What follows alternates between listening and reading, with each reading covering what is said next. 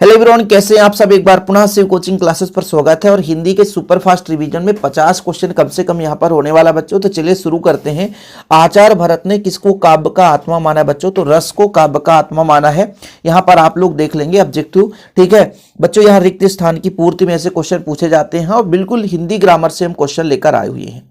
आश्रम के चित्र में उत्पन्न होने वाले अस्थायी मनोविकार, जो अस्थायी होता है मतलब संचरित होकर चला जाता है, उसे हम संचारी भाव के नाम से जानते हैं।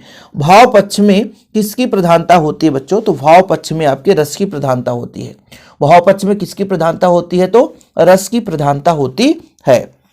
आगे देखिए, यहां पर संचारी भाव की संख्या कितनी है बच्चों? तो संचारी भाव की संख्या 33 मानी गई है। कितनी? 33 मानी गई है। प्रत्येक रस का एक नियत स्थायी भाव होता है, एक निश्चित स्थायी भाव होता है। संचारी भाव की संख्या निश्चित नहीं रहती। रस के प्रमुख टोटल 10 भेद है। पहले 9 भेद थे लेकिन बाद में वत्सल रस को जोड़ दिया गया, इसलिए स्थायी भाव की संख्या भी 10 है बच्चों। और आपके रस के प्रकार भी 10 हैं। रस के प्रमुख अंग 4 होते हैं। विभत्स रस का स्थायी भाव आपका जुगुप्सा है। देखिए फटाफट सुपर फास्ट रिवीजन है। विभाव के 2 प्रकार होते हैं बच्चों, एक आलंबन और उद्दीपन। अनुभव के 4 भेद होते हैं, ठीक है 4 भेद होते हैं। ये 4 लिखा हुआ बच्चों, ध्यान रखना आप लोग। आश्रय की बाह्य शारीरिक चेष्टाएं क्या कहलाती है? अनुभव कहलाती है, जिसे हम बाहर से अनुभव कर सकते हैं, वो अनुभव है बच्चों। आगे देखिए, स्थायी भाव को जागृत करने वाले कारण, जो विभाव के 2 प्रकार होते हैं, आलंबन उद्दीपन। तो आलंबन जो होता है वो स्थायी भाव को जागृत करने का कार्य करता है, ठीक है, और उद्दीपन जो होता है उसको बढ़ाने का काम करता है। क्रोध स्थायी भाव जागृत होकर किस रस में परिवर्तित हो जाता है, परिणित हो जाता है? तो क्रोध बच्चों स्थायी भाव जब जागृत हो जाता है ना, तो यहाँ पे आपका कौन सा रस जागृत होता है, यानी कौन सा रस परिणित हो जाता है? तो इसका हो जाएगा आपका रौद्र, क्योंकि क्रोध में कभी हंसी नहीं आ सकता बच्चों, दुखी होगा। व्यंग्यात्मक चीजों को पढ़कर या देखकर अथवा सुनकर, व्यंग्य चीजें आप सुनोगे तो कभी अद्भुत नहीं आभास होगा, हास्य रस की निष्पत्ति होगी। रमणीयार्थ प्रतिपादिका शब्द काव्य किसने कहा है? जगन्नाथ ने या विश्वनाथ ने? तो इसका जगन्नाथ आंसर हो जाएगा। खंड काव्य सर्गबद्ध होना आवश्यक नहीं है, जरूरी नहीं है कि सर्गबद्ध हो। महाकाव्य सर्गबद्ध होता है, 8 सर्ग होते हैं, लेकिन इसमें जरूरी नहीं है। कुरुक्षेत्र आपका महाकाव्य बच्चों। कुरुक्षेत्र कैसा है? वो महाकाव्य है। काव्य के भेद कितने हैं? काव्य के 2 भेद है, श्रव्य काव्य और दृश्य काव्य। फिर उसके भी अंदर कई प्रकार है, लेकिन मुख्य रूप से काव्य के 2 ही प्रकार है, श्रव्य काव्य और बच्चों कौन सा? श्रव्य काव्य और दृश्य काव्य। तो अगला प्रश्न है, यहां पर देख सकते हैं, महाकाव्य कितने सर्ग होते हैं बच्चों? 8 सर्ग होते हैं। महाकाव्य में 8 सर्ग होते हैं।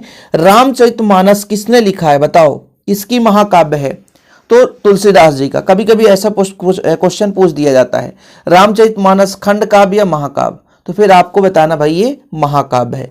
मुक्तक काव्य होते हैं, बिल्कुल स्वतंत्र होते हैं, किसी से निर्धारित नहीं रहते, अपने आप में स्वतंत्र है, मस्त है, ठीक है। आगे देखिए, मधुशाला। मधुशाला कौन सा काव्य है? मुक्तक काव्य या प्रबंध काव्य? बताना है आपको। तो इसका राइट आंसर है मुक्तक काव्य। बिहारी सतसई किसकी रचना है? घनानंद या बिहारी की? तो बिहारी की ही रचना होगी बच्चों। मुक्तक काव्य में प्रत्येक का स्वतंत्र अर्थ होता है, प्रत्येक छंद का या प्रत्येक रस का स्वतंत्र अर्थ होता है, बताओ। तो मुक्तक काव्य में प्रत्येक छंद का स्वतंत्र अर्थ होता है। सूरदास के पद किस प्रकार के कहलाते हैं? मुक्तक हैं या प्रबंध? तो सूरदास के पद जो है मुक्तक हैं पूरे के पूरे।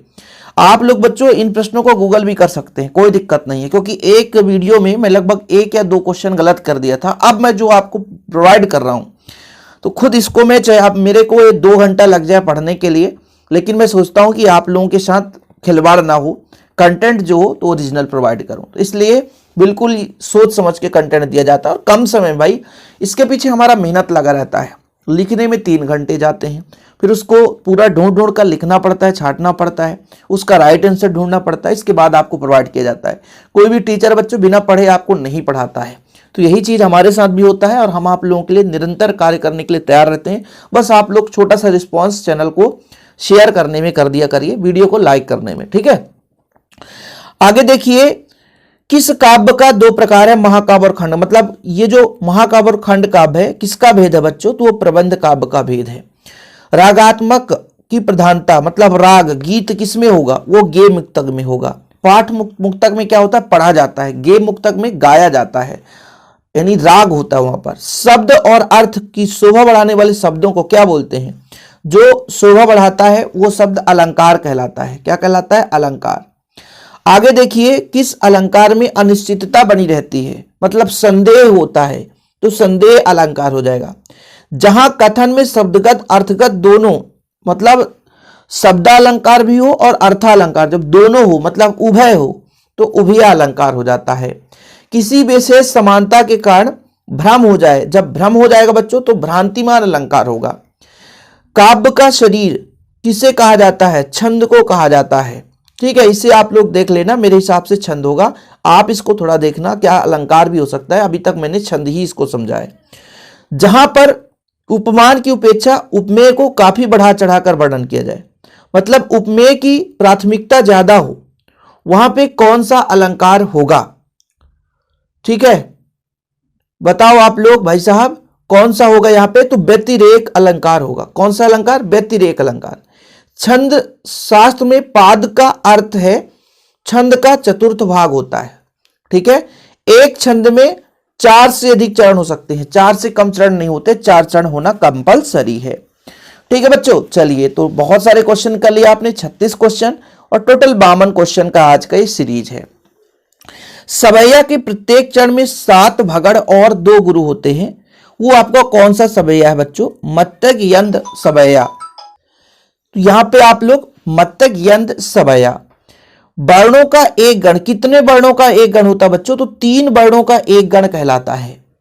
हस्व जो होता है, छंद जो हस्व होता है उसे लघु कहते हैं, और जो दीर्घ होता है बच्चों उसे गुरु बोलेंगे। हस्व और दीर्घ यानी लघु और गुरु के नाम से जाना जाता है। सोरठा में कितने मात्राएं होते हैं? तो सोरठा में आपके 24 मात्राएं होती हैं। कितने बच्चों? 24 मात्राएं होती हैं। भारत में पहला छापाखाना गोवा में खुला था। कुछ लोग मुंबई लगा देंगे, कमेंट भी करेंगे मुंबई, लेकिन गूगल कर लेना आप लोग, तभी कमेंट करना बच्चों। मुद्रण की शुरुआत कहां से हुई थी? तो चीन से हुई थी। वर्तमान छापाखाना का शुरुआत गुटेनबर्ग में हुई थी। ये क्वेश्चन पूछे गए हैं, कई बार पूछे गए हैं, ऐसा इसीलिए ला रहा हूं। उल्टा पिरामिड शैली कितने हिस्सों में बांटा जाता है? उल्टा पिरामिड शैली, तो बच्चों उल्टा पिरामिड शैली कितने हिस्सों में बांटा जाता है? तो यहां पे 3 हिस्सों में बांटा जाता है। ठीक है, समाचार लेखन के कभी कभी 5 प्रकार भी मिल जाते हैं, कभी कभी 6 प्रकार। तो मुख्य रूप से यहां पे आप 6 लगाना। ऐसा क्वेश्चन नहीं पूछा जाता तो डाउटफुल हो। यहाँ पे 6 10 दिया है, किसी किसी में 9 प्रकार में। मुख्य रूप से मैं यहाँ पे 6 मान के चलता हूं।